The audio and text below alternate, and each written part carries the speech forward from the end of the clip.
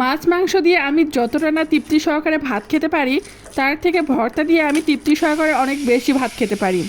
তাই মাঝে মধ্যেই আমি বাসায় ভর্তার রেসিপিগুলো বানাই। আজকে আমি আলু আর টমেটো একসঙ্গে ভর্তা করব। টমেটো আলু ভর্তা করার জন্য এখানে 8টা টমেটো আর মাঝারি সাইজের 3 পিস আলু ছিলে নিয়েছি।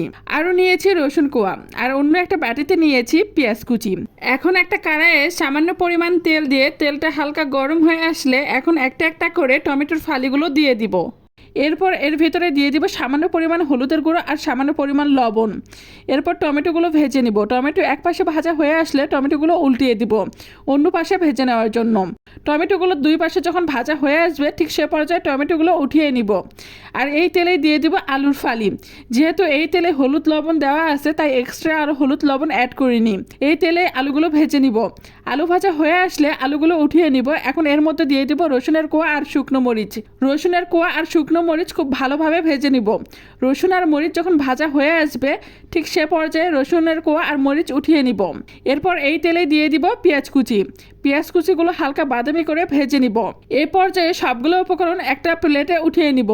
এরপর মরিচ আর লবণগুলো ডলে চাটনি করে নিব। আর মরিচের চাটনি দেখলেই জিভে পানি চলে আসে। মরিচ আর লবণ ভালোভাবে ডলা হয়ে আসলে এই পর্যায়ে এর সাথে পেঁয়াজগুলো অ্যাড করে নিব। পেঁয়াজগুলো একটু ডলে এখন রসুনগুলো অ্যাড করে নিব। সবগুলো উপকরণ খুব ভালোভাবে চাটনি করে নেওয়া হয়ে গেছে। এখন আলুগুলো ভেঙে নিব। এরপর এক এক করে সবগুলো টমেটো আলুর সঙ্গে মিক্সড করে নিব। সবগুলো উপকরণ খুব ভালোভাবে মাখানো হয়ে আসলে এ পর্যায়ে এর মধ্যে চাটনি দিয়ে ভালোভাবে মেখে পরিমাণ মতো সরিষার তেল দিয়ে ভর্তাটা বানিয়ে নিব। ভর্তা পছন্দ করে না এমন বাঙালি একটাও খুঁজে পাওয়া যাবে না।